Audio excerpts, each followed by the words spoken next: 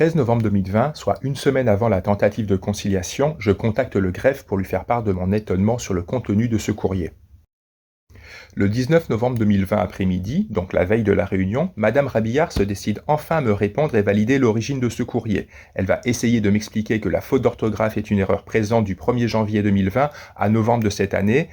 qu'elle n'est pas au courant de la médiation demandée par le tribunal et enregistrée qu'un numéro Portalis, et affirme que mon père doit bien se présenter en raison de l'article 662 du Code de procédure civile, du fait que mon père n'est pas placé sous tutelle.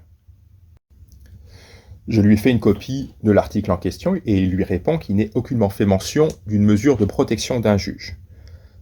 À 19h06, Madame Rabillard m'a dit que je dois prendre en compte l'article 823 du même code. À 20h07, je lui réponds que cet article correspond à une sous-section qui ne correspond pas à la situation présente car la demande a été faite par mon père et non un juge. Le lendemain, alors que je suis présent au tribunal en attendant le début de la réunion, il m'est écrit qu'on m'a déjà répondu et de m'adresser à un juge, ce qui veut strictement rien dire.